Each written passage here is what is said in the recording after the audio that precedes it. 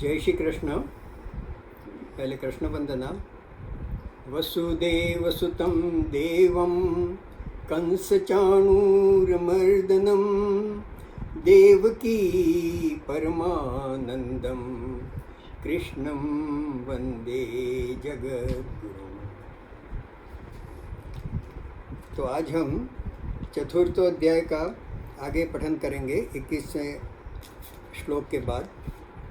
तो पिछली बार जो हमने देखा चौथे अध्याय में, वो भगवान ने ये बताया कि ये जो मैं आपको अर्जुन को कहा कि ये जो ज्ञान हम दे रहे हैं या जो मैं आपको बता रहा हूँ वो कोई नई बात नहीं है। ये बहुत पुरातन और सनातन योग है जो सबसे पहले मैंने सूर्य को कहा था, फिर मनु को कहा, इक्ष्वाकु को कहो, और अब धीरे धीरे क्योंकि ये कालांतर में थोड़ा क्षीण हो गया है तो इसलिए मैं इसको पुनरावृत्ति कर रहा हूँ।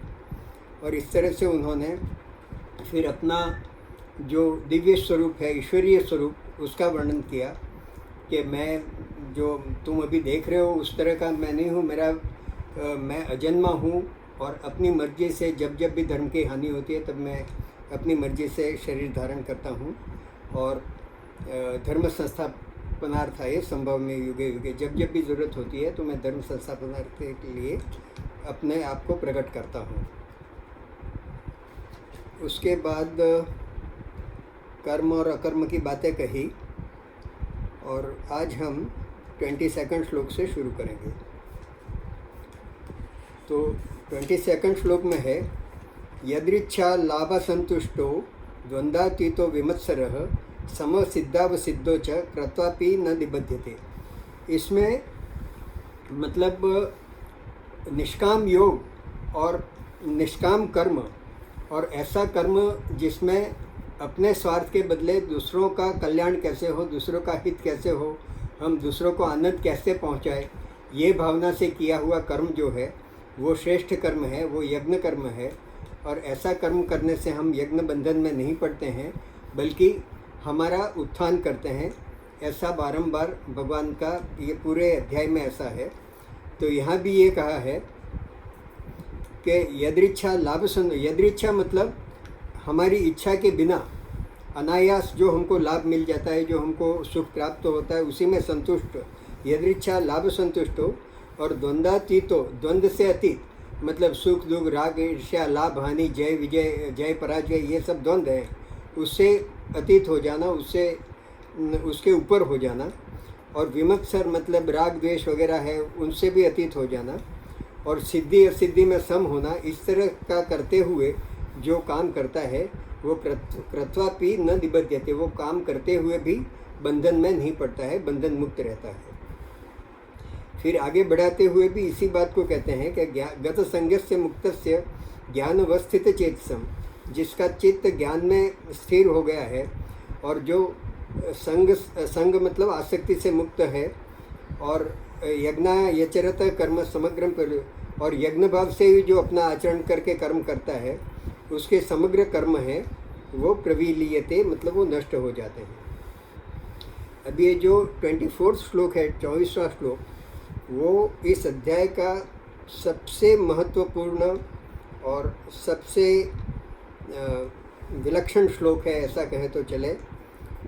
और इनफैक्ट ये अध्याय का नाम जो ज्ञान कर्म संन्यास योग है वो मुझे अभी तक मालूम नहीं पड़ रहा था कि इसका नाम ऐसा क्यों रखा है, लेकिन जब इस श्लोक पे मैंने ज़्यादा चिंतन मनन किया तो मुझे लगता है कि इस श्लोक का अर्थ ही इस अध्याय का जो नाम है ज्ञान कर्म संन्यास योग, उसको चरितार्थ करता है। तो और अच्छा, सबसे इसको महत्वपूर्ण श्लोक इसलिए भी कहते हैं कि ये जो श्लोक है वो एक ऐसा मतलब वैदिक लोगों में, जो वेदांती लोगों में ये है कि भोजन करने से पहले इस श्लोक का पाठ किया जाता है। एक ये श्लोक है और एक पुरुषोत्तम योग 15वां अध्याय का एक श्लोक है, वो भी मैं आपको बताऊंगा। तो ये ब्रह्मार्पणम ब्रह्म हवि ब्रह्माग्नो ब्रह्मणाहुतम ब्रह्मेव तेन गंतव्यम ब्रह्म कर्म समाधिना, एक ये श्लोक है। और 15वां अध्याय का श्लोक है, अहम वैश्वानरो भूत्वा प्राणिनाम देहमाश्रितः प्राणापान समायुक्त पचाम्यन्नम चतुर्विधम। ये 2 श्लोक है वो भोजन करने के पहले गाना अनिवार्य होता है कई कई आश्रमों में, और इसलिए भी इसका बहुत महत्व है कि ये पढ़ोगे तो ही भोजन मिलेगा। एक ये है। हाँ जी। When I was in 5th standard or 6th standard, हाँ। लोग खाने से पहले, खाना डब्बा खोलने के पहले हाँ। एक कहलवाते थे। कौन सा, ये ब्रह्मार्पणम वाला? 5th स्टैंडर्ड में। कौन सा ब्रह्मार्पणम? हम डब्बा खोल सकते हैं हाँ। खाने के बाद। तो इसलिए अगर ये नहीं पढ़ा तो भोजन नहीं मिलेगा, ये जरूरी है। एक ये भी है, और जो 15वां अध्याय का श्लोक है वो भी इसी तरह से गाते हैं, हम वैश्वानरो भूत्वा वाला। तो ये श्लोक के ऊपर हम थोड़ा ज़्यादा चर्चा करेंगे, बाकी तो फिर तरह तरह के यज्ञ हैं। तो इसमें जो है, और एक ये जो है वो नारायण साहब को जो बहुत प्रिय सब्जेक्ट है द्वैत और अद्वैतवाद, तो ये शुद्ध अद्वैतवाद का दर्शन कराता है इस श्लोक में। तो अब यहाँ देखते हैं कि ये पूरी यज्ञ की प्रक्रिया बताता है, और इसमें कहता है ब्रह्मार्पणम। ब्रह्मार्पणम मतलब अर्पणम मतलब यज्ञ के लिए जो वो काष्ठ का स्वरूप यूज़ करते हैं, एक चम्मच जैसा या कड़छे जैसा लकड़ी का जो करते हैं, जिससे हम घी और उसका हवन करते हैं, उसका नाम अर्पण कहते हैं, अर्पणम। तो जो यज्ञ करते समय वो जो स्वरूप है वो भी ब्रह्म है। ब्रह्म हवि मतलब जिस द्रव्य से हम यज्ञ में हवन करते हैं, मतलब घी, तेल, जौ वगैरह, उसको हवि कहते हैं। तो वो जो पात्र है वो भी ब्रह्म है, जो द्रव्य है जिसका हम हवन करते हैं वो भी ब्रह्म है। ब्रह्माग्नो जो यज्ञ कुंड में अग्नि है वो भी ब्रह्म है। और ब्रह्मणा हुतम जो मनुष्य ये यज्ञ कर रहा है और करने की क्रिया और करने वाला कर्ता, वो भी ब्रह्म है। और ऐसा ब्रह्म, और पहले वो ये लास्ट वो देखेंगे ब्रह्म कर्म समाधिना, और वो जो कर्म करता है वो ब्रह्म में समाधिस्थ होकर, मतलब उसके कर्म जो हैं वो भी ब्रह्ममय है। और इस तरह से करने वाला, इस तरह से किया हुआ जो है, इस भावना से कि हमारा पात्र भी ब्रह्म है, हवि भी ब्रह्म है, अग्नि भी ब्रह्मण है, करने वाला भी ब्रह्म है। तो ब्रह्मैव तेन गंतव्यम, उसका गंतव्य जो है, उसका अल्टीमेट गंतव्य का मतलब होता है डेस्टिनेशन, उसका उसी को गंतव्य कहते हैं, या ये पूरा का फल जो है वो भी ब्रह्म है। तो यहाँ ये बताते हैं कि इस भावना से करो कि पूरा संसार ब्रह्ममय है। हम जब कहते हैं कि ब्रह्म के सिवाय ये संसार में कुछ है ही नहीं, हमको जो दिखता है वो सब ब्रह्म का ही एक ब्रह्म का प्रपंच है, या ब्रह्म की माया है। बाकी पूरा संसार ब्रह्म है, और वही अद्वैत है कि ब्रह्म के हम भी ब्रह्म हैं। और जैसे हम कहते हैं कि तरह तरह के अगर गहने हैं तो उनका हजारों नाम दे दो, लेकिन अंततः वो स्वर्ण है। या आप कोई भी तरह का जल ले लो, लेकिन वो जल मटके में हो, चाहे नदी में हो, चाहे तालाब में हो, चाहे कहीं भी हो, और अंत में जैसे समुद्र में मिल जाता है, अगर समुद्र को ब्रह्म कहें तो जल जल ही है। उस तरह से ये शुद्ध अद्वैतवाद को भी बताता है कि जिसमें हम ब्रह्म के सिवा कुछ नहीं देखते हैं। और इस स्थिति में जब अपनी मानसिक स्थिति पहुंच जाती है तो उसी को वो स्थित प्रज्ञ अवस्था भी कहते हैं, कि जिसमें ब्रह्म के अलावा हमको कुछ नहीं दिखता है। और जब ऐसा हो जाता है तो अद्वैत का मतलब एक के अलावा कुछ नहीं है। तो एक के अलावा जब कुछ नहीं होता है तो फिर काम, क्रोध, लोभ, मोह वगैरह भी अपने आप नष्ट हो जाते हैं, अहंकार वगैरह नष्ट हो जाते हैं। क्योंकि अगर अकेला ही व्यक्ति है तो वो किसके सामने अहंकार करेगा और क्यों करेगा। एक इसके लिए बताते हैं कि एक व्यक्ति कहीं नाव लेके जा रहा था, उसके किसी मित्र के वहाँ कोई प्रसंग था, तो उसके पास काफ़ी सोने चांदी के, हीरे जवाहरात के मतलब आभूषण थे, अच्छे वस्त्र थे वगैरह, और उसके साथ कई सिपाही भी थे, और वो अलग नाव में था। और कुछ तूफान आया, बाकी सब सिपाही मर गए, और ये भटकता हुआ एक निर्जन टापू पे आ गया। अब उसके पास आभूषण भी है, वस्त्र भी हैं, सब हैं, लेकिन अकेला व्यक्ति है। अब वो किसको दिखाने के लिए पहनेगा और किसके सामने अहंकार करेगा? तो ये जब हमारे में द्वैतवाद होता है कि मैं और तू अलग हैं, तब ये सब भावनाएं होती हैं। लेकिन एक बार अद्वैतवाद आ जाता है या सब ब्रह्ममय है, सभी एक हैं, ऐसा जब एक उस मानसिक स्थिति में पहुंच जाते हैं तो धीरे धीरे ये सब चीज़ें भी नष्ट हो जाती हैं और हम परम गति को प्राप्त होते हैं। तो इसमें ये श्लोक में एक तो सर्वश्रेष्ठ परम ज्ञान जिसको कहते हैं अद्वैत का ज्ञान, और सब ब्रह्म है, सब ईश्वरमय है, वो देखना, वो ज्ञान है। और ये कर्म करते करते भी आप अकर्म कर ब्रह्म कर्म समाधिना मतलब कर्म करते हुए भी हमारा मानसिक ये रहे कि हर चीज़ ब्रह्म है, मेरा कर्म भी ब्रह्म है, मैं जिसके लिए कर रहा हूँ वो भी ब्रह्म है। वो अगर वो हो जाता है तो अपना कर्म है, वो कर्म संन्यास हो जाता है, मतलब हम कर्ता होते हुए भी अकर्ता हो जाते हैं और हमारा कर्म बंधन लायक नहीं होता है। इस तरह से मेरे हिसाब से, इस श्लोक के हिसाब से, इस अध्याय का नाम ज्ञान कर्म संन्यास योग ऐसा हुआ है। ऐसा मैंने, इसके लिए मेरे पास कोई रेफरेंस नहीं है, लेकिन मुझे ये पढ़ने के बाद ऐसा समझ में आया है कि ये श्लोक इस अध्याय के लिए बहुत बहुत महत्वपूर्ण है। उसके बाद जो 30वें श्लोक तक, 30वें श्लोक तक जो बताया गया है, वो करीब 12-13 प्रकार के अलग अलग यज्ञ बताए हैं। और वो यज्ञ में भी यही है कि उस किसी में कुछ कर्म करना पड़ता है, किसी में खाली अपना स्टेट ऑफ माइंड बदलना होता है, सोचने का तरीका बदलने का होता है। तो 25वें श्लोक में पहले जो बताया है, देवमेवा परे यज्ञम योगिनः पर्युपासते, के अपने जो भी देव हैं, अलग अलग देव, ब्रह्म की बात नहीं है, लेकिन इंद्रदेव, वरुण देव, ये नवग्रह वगैरह, उनकी मतलब देव की उपासना करते हुए, बहुत श्रद्धा से उपासना करते हुए, अपनी श्रद्धा को जो समर्पित देव को करते हैं, उस यज्ञ को देव यज्ञ ऐसा नाम दिया है। और उसकी जो दूसरी लग्न है, ब्रह्माग्नाव परे यज्ञम यज्ञ नेवोपजुह्वति, जुह्वति मतलब हवन करना। और उसमें ये बताया है कि ब्रह्म मतलब परमात्मा या जो ब्रह्म है, उनको अग्नि रूप मान के अपने आप को समर्पित कर देना, मतलब अपने अहंकार को समर्पित करना, या अपने अहंकार को का हवन कर देना उसका यज्ञ में, उसको वो भी एक प्रकार का यज्ञ है। इसको ब्रह्म यज्ञ ऐसा भी नाम दिया गया है।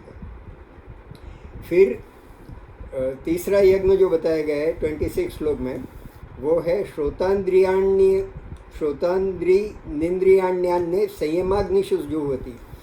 इसमें अपनी जितनी भी इंद्रियां हैं, खास करके 5 ज्ञानेंद्रियां, उनको तरह तरह के विषय के प्रति आकर्षण होता है।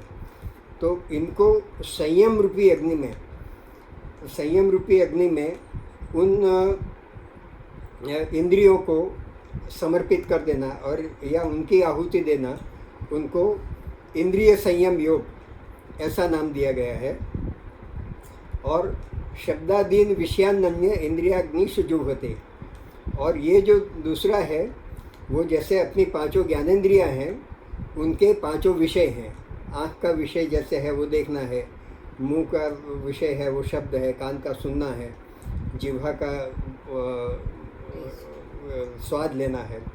तो जो विषयों के अलग अलग इंद्रियों के अलग अलग विषय हैं, उनको इंद्रियों में आहुति दे देना, उनको विषय इंद्रिय यज्ञ ऐसा नाम दे सकते हैं।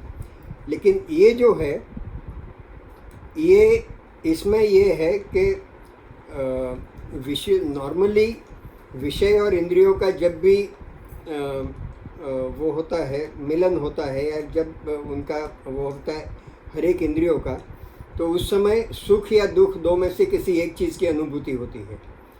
और उससे अगर सुख की अनुभूति होती है तो उस विषय की तरफ हमारी आकर्षण बढ़ेगा और हमको ज़्यादा से ज़्यादा उसकी तरफ खिंचाव होगा और उसकी तरफ जाने का वो होगा।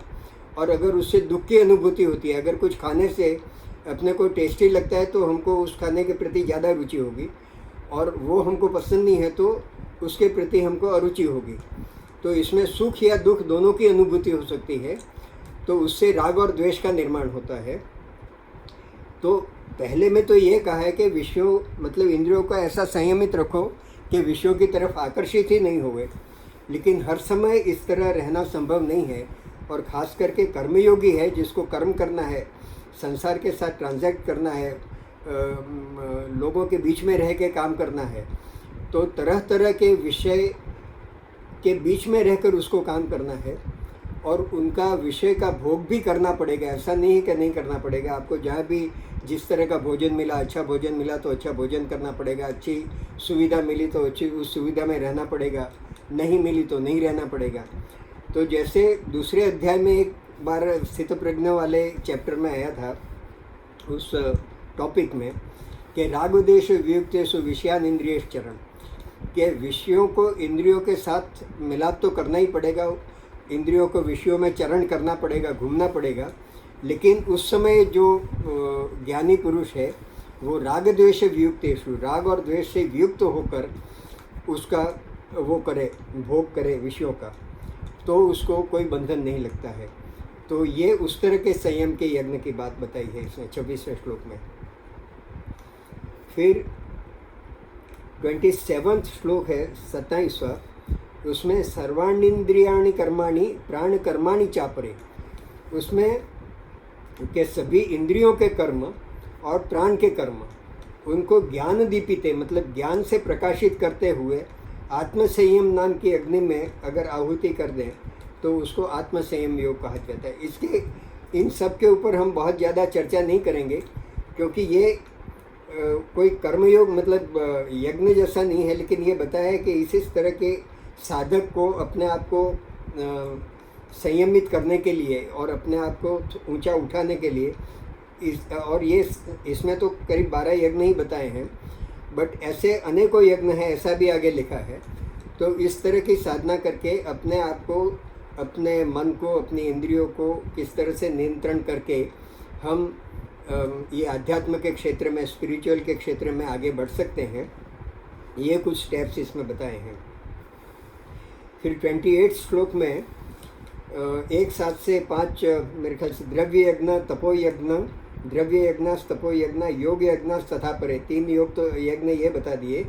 फिर स्वाध्याय यज्ञ यज्ञाश्च, स्वाध्याय यज्ञ यज्ञाश्च यत संशीतव्रता, तो 4 यज्ञ यहाँ बताए गए। एक द्रव्य यज्ञ, द्रव्य यज्ञ मतलब हम साधारण जो यज्ञ करते हैं जिसमें द्रव्य का आहुति देते हैं, और उसके अलावा भी जो दान देना या किसी की मदद करना या अन्नदान, वस्त्रदान और पैसे का दान, धन दान वगैरह जो भी करना, वो सब द्रव्य यज्ञ के अंदर आ जाते हैं।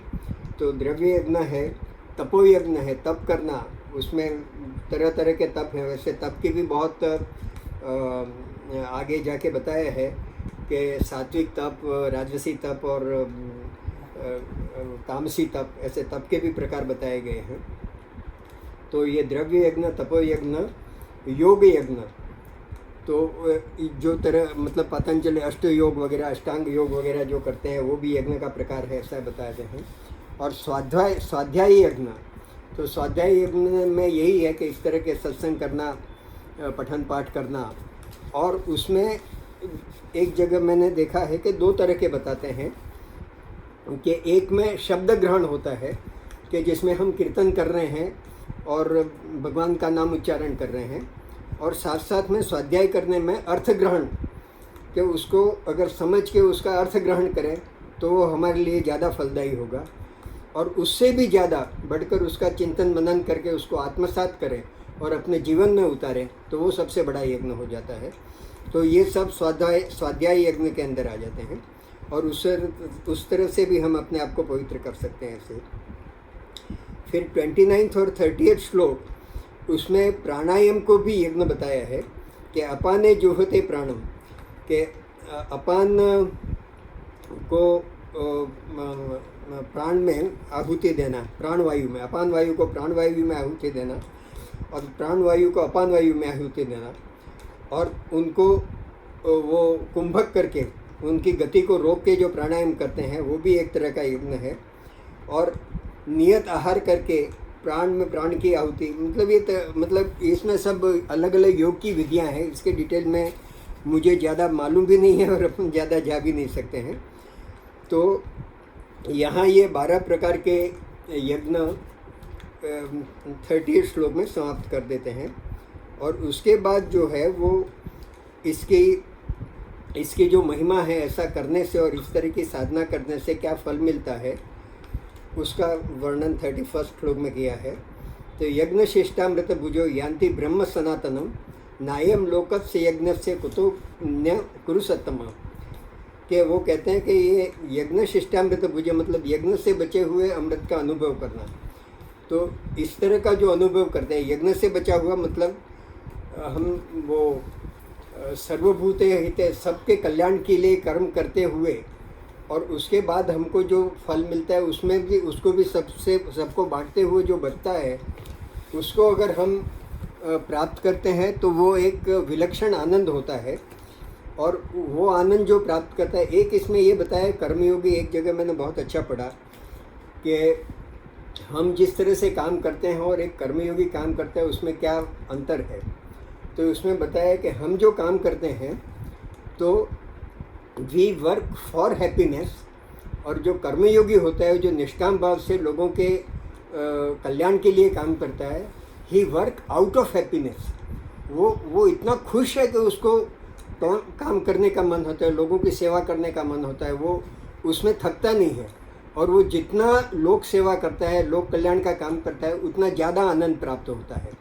तो यहाँ यही बताया गया है कि उस तरह का काम करोगे तो आपको आनंद मिलेगा, और जितना आनंद मिलेगा उतना वो काम करने की ज़्यादा प्रेरणा होगी उतना फिर आनंद मिलेगा। तो हमको कर्म का फल कर्म ही आनंद हो जाता है, उस तरह का इसमें बताया गया है। और ये लिखा, इसमें दूसरी लाइन में ये लिखा है कि जो लोग ऐसा नहीं करते, नायम लोकस्य यज्ञ से, जो इस तरह का काम नहीं करते हैं तो वो इस लोक में तो खुश नहीं रह पाते, मतलब वो जो परम सुख का या परम आनंद का अनुभव होना चाहिए वो नहीं मिल पाता है।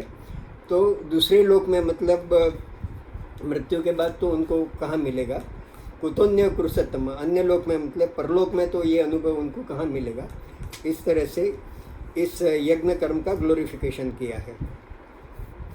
फिर ये 32वें श्लोक में 32वें श्लोक में ये कहते हैं कि इस तरह के एवं बहुविधा यज्ञ वित्ता ब्रह्मणों मुखे, इस तरह के बहुत तरह के यज्ञ वेदों में बताए गए हैं यूँ, लेकिन वो सभी कर्मजान विधि मतलब कर्म से उत्पन्न हुए वो हैं। लेकिन वो उसके करने के बाद भी अगर हम ये ब्रह्म कर्म है या यज्ञ कर्म है ऐसा जानकर अगर कर्म करते हैं तो हम उसके कर्म बंधन से विमोक्ष से मतलब मुक्त हो जाते हैं। फिर 33 श्लोक में बताया है श्रेयान द्रव्यमय यज्ञ ज्ञान यज्ञ परंतप सर्वकर्माखिलम पार्थ ज्ञाने परिसमाप्यते। अब ये कहते हैं कि ये सभी यज्ञ जो हैं तो बाकी सब यज्ञों को उन्होंने शायद द्रव्य यज्ञ में ऐसा एक कैटेगरी बनाया है, लेकिन द्रव्य यज्ञ से ज्ञान यज्ञ है वो श्रेष्ठ है अर्जुन, क्योंकि जितने भी कर्म हैं वो अल्टीमेटली वो जो है अगर निष्काम भाव से कर्म करते हैं तो वो ज्ञाने परिसमाप्यते, अल्टीमेटली उसका फ्रैक्टिफिकेशन जो होता है वो उससे ही ज्ञान उत्पन्न होता है और वो ज्ञान में ही परिसमाप्यते, मतलब वो ज्ञान में ही उनका वो ज्ञान के रूप में ही उनका परिवर्तन हो जाता है, वो कर्म से ज्ञान प्राप्त हो जाता है, उस तरह से बताते हैं। लेकिन ये सब बहुत गूढ़ विषय है और गूढ़ ज्ञान है, तो उसको प्राप्त अपने आप करना और इस तरह से सत्संग करके बातें करने चर्चा करने से नहीं हो सकता है। तो इसलिए 34 श्लोक में उन्होंने बताया है कि तद्विधि प्रणिपातेन परिप्रश्नेन सेवया उपदेक्षन्ते ते ज्ञानम ज्ञानिस तत्वदर्शिनी। तो इसलिए कहता है कि इसको इस तत्व ज्ञान को अगर अच्छी तरह से प्राप्त करना है, समझना है, उसको जीवन में आचरण में उतारना है, तो किसी तत्वदर्शी ज्ञानी के पास जाना चाहिए और उनको साष्टांग प्रणाम करके उनके चरणों में बैठकर और बहुत विवेक प्रश्न, अपनी समस्याओं का, अपने विवेकपूर्ण अपने प्रश्नों को उनके सामने रखकर अगर ज्ञान अर्जित करते हैं तो हमको इसका तत्वतः ज्ञान तभी प्राप्त हो सकता है किसी अच्छे ज्ञानी के पास जाकर, तत्वज्ञानी के पास बैठकर उनसे निष्कपट रूप से प्रश्नोत्तरी करने से और उनके साथ उनका सेवन करने से, उनका सेवा करने से, उनसे सत्संग करने से ये ज्ञान प्राप्त होगा। और एक बार यद ज्ञात्वा न पुनर्मोह मेवं यास्यसि पांडव येन बुद्ध्यान शेषेण द्रक्ष्यस्यात्मन्यथो मयि। ये बताते हैं कि एक बार इस तरह का ज्ञान प्राप्त हो गया जिसमें हमको हर चीज़ में ब्रह्म दिखता है, जैसे उसमें बताया था ब्रह्मणपणम ब्रह्म हवि ब्रह्मज्ञो ब्रह्मणाहुतम। उस तरह से अगर हमको ज्ञान प्राप्त हो जाता है तो भगवान कहते हैं कि उसके बाद हे अर्जुन, अशेषेण मतलब निशेष भाव से ऐसा लगेगा कि ये सभी लोग जो हैं वो मेरे, मतलब ईश्वर भगवान में तो हैं सब, लेकिन तुमको ऐसा लगेगा मेरे में भी सभी संसार के प्राणी जो है वो मेरे अंदर भी समाविष्ट हैं और भगवान के अंदर भी समाविष्ट हैं। वो कहते हैं अपने में और मुझ सच्चिदानंद परमात्मा में दिखेंगे, वो समाविष्ट हैं, ऐसा अनुभव करोगे तुम, ये ज्ञान प्राप्त हो जाए। क्योंकि उस समय वो अद्वैतवाद हो जाता है, परमात्मा और तुमको ऐसा नहीं लगता है कि दो अलग हैं। और हमने देखा है कई जगह के एक्चुअली जो भक्ति योग और अपना तो ये भक्ति मिलन है, और भक्ति जब हम भक्ति करते हैं तो उसमें द्वैत भाव बहुत ज़रूरी है, क्योंकि एक भक्त होता है और एक भगवान होता है और द्वैत होते हैं। और ये ज्ञान योग में अद्वैत हो जाता है जिसमें सब अहम ब्रह्मास्मि हो जाए, ब्रह्म भगवान भी ब्रह्म है, हम भी ब्रह्म है और ब्रह्म के सिवा कुछ नहीं है, वो अद्वैतवाद, शुद्ध अद्वैतवाद है। लेकिन अगर हम देखें तो सभी भक्त जो हैं अल्टीमेटली, जैसे मीराबाई भी थी तो कृष्ण में समावित हो गई, और दूसरे भी जो अनन्य भगवान जो भक्त होते हैं उनको भगवान अपने आप में स्वीकार कर लेते हैं। और यहाँ तक कि रावण को जब मारा तो रामचरितमानस में हम पढ़ते हैं कि रावण को भी उन्होंने अपने भाव में स्वीकार कर लिया, और रावण का जो जीव है वो भी भगवान में समाविष्ट हो गया। तो वो भक्ति योग का भी जो पराकाष्ठा है वो यही है कि वो द्वैतवाद से अद्वैत हो जाता है। और सब, जैसे नदी समुद्र में मिलने के बाद नदी को ऐसा लगता है कि मेरा अस्तित्व खत्म हो गया, लेकिन नदी का अस्तित्व खत्म नहीं होता है, नदी स्वयं सागर बन जाती है। उसी तरह से भक्त स्वयं भगवान बन जाता है, ये यहाँ बताया गया है। फिर 36 श्लोक में ये बताया है कि अपि चेदसि पापेभ्यः सर्वेभ्यः पापकृत्तमः सर्वं ज्ञान प्लवेनैव व्रजिनं संतरिष्यसि। तो इसमें कि अगर किसी ने कितने भी पाप किए हो, पाप मतलब कितना भी वो किया हो, तो उसके बाद भी अगर इस तरह का ज्ञान प्राप्त हो जाता है तो इस ज्ञान में उसके पुराने कुछ भी पाप हैं, कोई भी उसके कर्म बंधन है, वो सब जल के खाक हो जाते हैं और वो ईश्वर को प्राप्त करता है।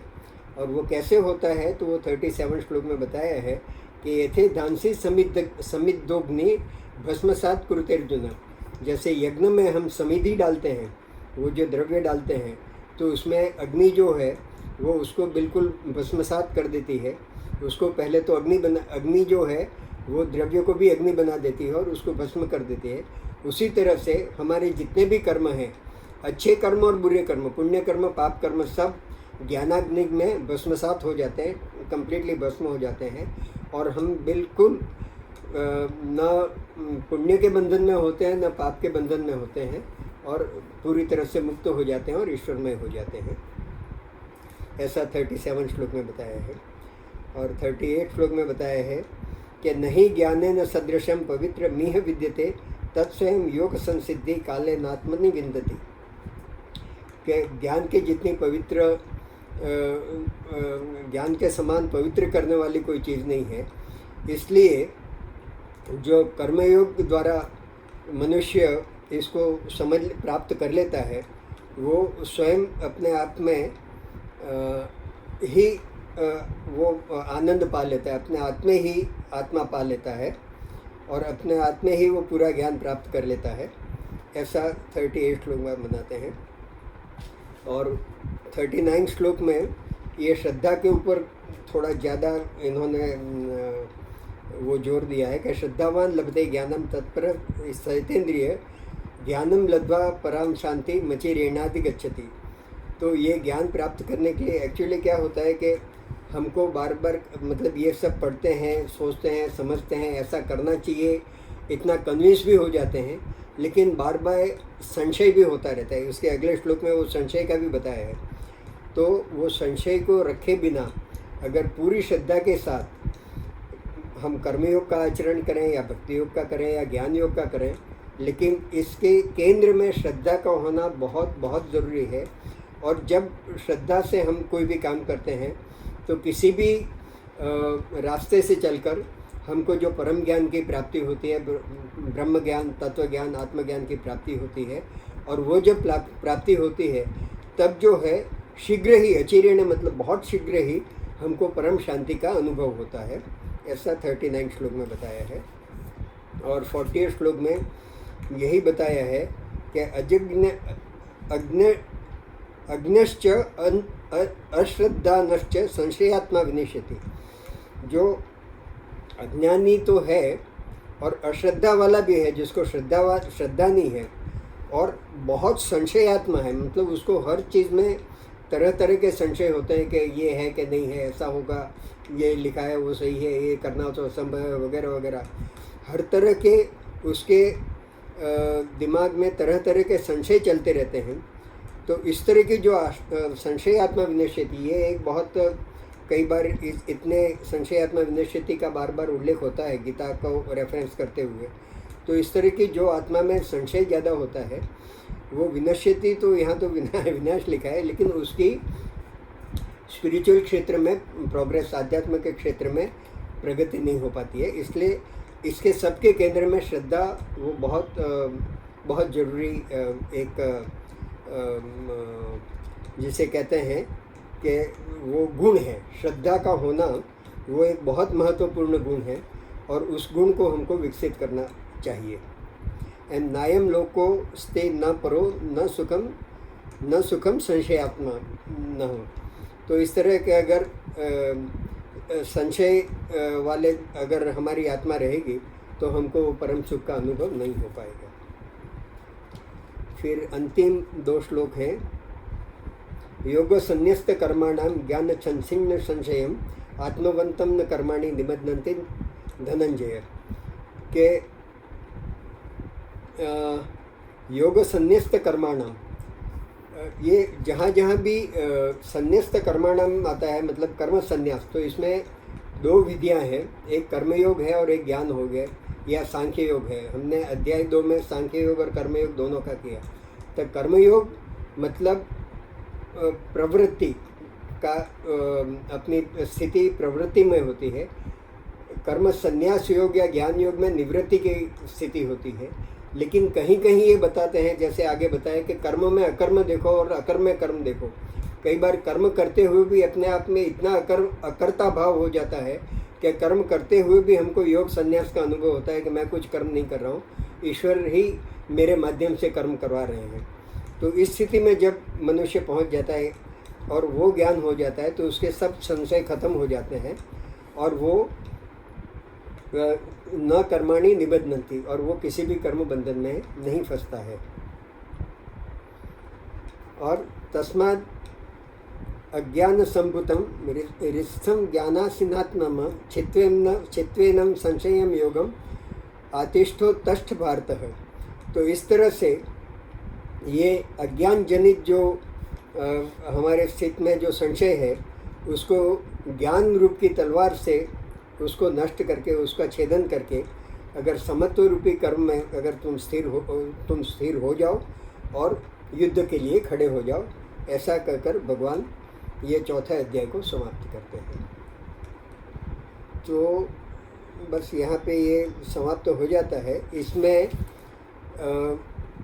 अध्यात्म मार्ग में आगे बढ़ने के लिए साधक को क्या क्या करना चाहिए वो मतलब 12 या 13 यज्ञ के माध्यम से समझाया गया है।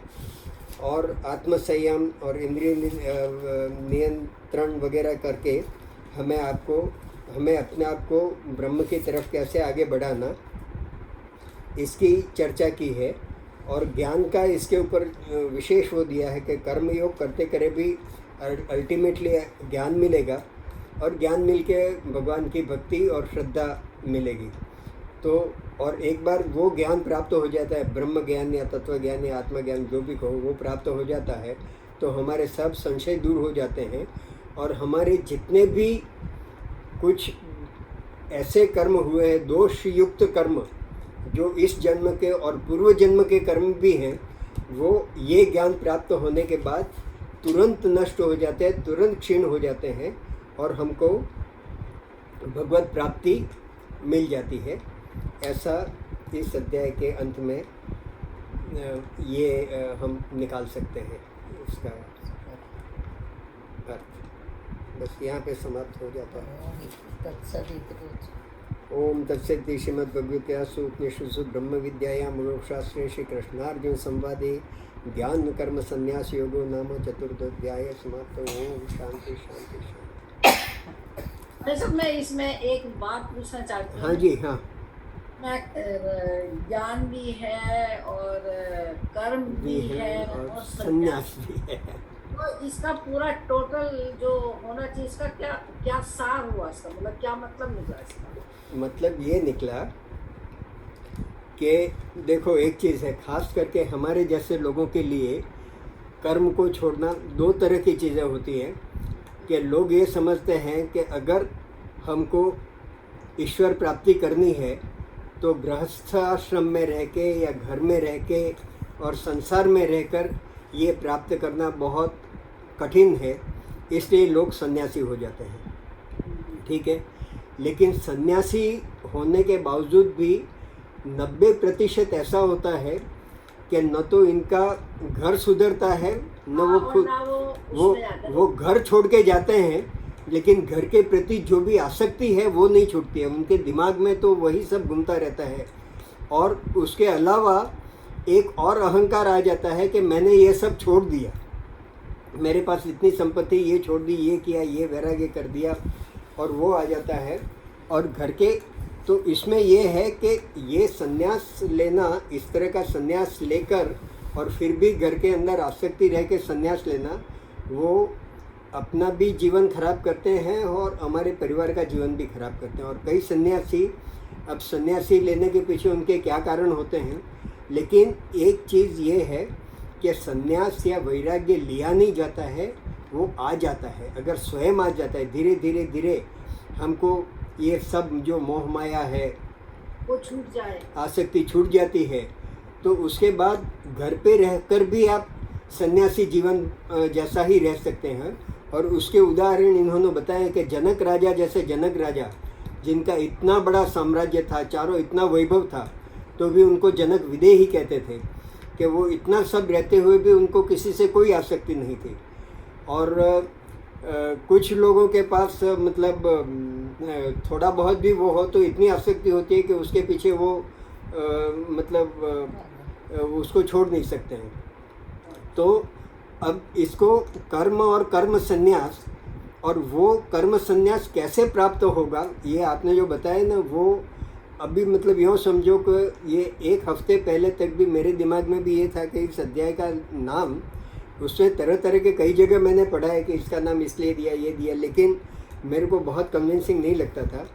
लेकिन ये जो वो ब्रह्मार्पणम ब्रह्म हुई ब्रह्माग्नो ब्रह्मणाहुतम ब्रह्मैव तेन गंतव्यम ब्रह्म कर्म समाधिना, वो जो श्लोक है उसमें जो बताया है कि कर्म करते करते भी अगर हम उस स्थिति को पहुंच जाए जब हमको हर चीज़, और ये जो है ना, वो खाने के पहले क्यों गाते हैं ये श्लोक, उसका ये बताया है कि उस समय भी, खाने से पहले भी ये उच्चार होना चाहिए कि ब्रह्मार्पणम, मतलब जो पात्र से अर्पण करते हैं तो अपना हाथ जो है, वो जैसे यज्ञ में आहुति देते समय वो जो लकड़ी का जो होता है, तो अपना हाथ जो होता है वो पात्र है। तो ब्रह्मार्पणम ये है ब्रह्म हवि, मतलब जो अन्न है वो ब्रह्म है। तो जो अन्न को जब हम हाथ में ग्रहण करते हैं उस समय हाथ भी ब्रह्म है वो भावना होनी चाहिए, अन्न भी ब्रह्म है वो भावना होनी चाहिए। फिर ब्रह्माग्नो मतलब अपनी जो जठराग्नि है, पेट में जो जठराग्नि होती है जिससे पाचन होता है वो भी ब्रह्म है। और हम जो आहुति मुंह में जब रखते हैं तो वो यज्ञ कुंड है और उसमें हम वो हवि का आहुति दे रहे हैं, ऐसा मानने का। और उस समय जो खाना खा रहा है और खाने की क्रिया भी ब्रह्म है और उसका जो फल मिलेगा वो भी ब्रह्म है। इतना बड़ा विचार अगर हम सोच सकते हैं तो ये ज्ञान कर्म संन्यास सब इसी में आ जाता है। ये इस तरह का मुझे मतलब थोड़ा सा इस श्लोक को थोड़ा और समझने के बाद ये मेरे को इसका अर्थ लगा, मालूम पड़ा। क्योंकि जब मैं आई थिंक 10th में थी या ऐसे थे, तो एक सन्यासी आते थे और वो यहाँ के पीलीभीत के थे, मतलब और हमें और वो बस ठंडा ही खाते थे, खाते ही नहीं थे। लेकिन कभी जैसे उनसे बात करो तो वो यही बोलते थे कि भाई मेरे बहुत बड़ा बिजनेस था, मतलब सारी बात। हाँ। तो वो छूटा नहीं था उनका, वो गया फिर वो उन्होंने वो छोड़ दिया लेकिन दिमाग से छूटा नहीं। तो बोलते थे कि फिर उनसे पूछते थे, मैं और मेरी मामी हम 2 जने पूछते थे तो आपने संन्यास क्यों लिया? तो वो बोले कि मेरे बच्चों को और मेरी वाइफ को, ऐसा उन्होंने बताया था। मेरे पैसे का बहुत घमंड आ गया था। वो अपने से मतलब छोटे वालों को भी और अपने बराबर वालों को कुछ समझते ही नहीं थे। और मेरे समझाने से फिर मुझे गाली देने लगते थे। इसीलिए मैंने घर वर सब छोड़ दिया था और वो मतलब रोटी वगैरह कुछ नहीं खाते थे, सिर्फ फ्रूट और ठंडी चीज कोई नहीं। जैसे मान लो जैसे मट्ठा है वो पी लेंगे क्योंकि वो ठंडा है। मतलब हमने ये भी पूछी कि वो तो गर्म करा हुआ दूध तो गर्म करके बनाया, ये सब करा। कह रहे कि नहीं वो तो बात सही है पर एकदम मतलब गर्म नहीं है कि मैं चूल्हे पर सुतर के खा रहा हूँ। वो ऐसे सन्यासी त्याग है। और ये जो सन्यास ले लेते हैं ना उनको निराग्नि भी कहते हैं, अग्नि रहित यूँ कहते हैं, उनको निराग्नि कहते हैं।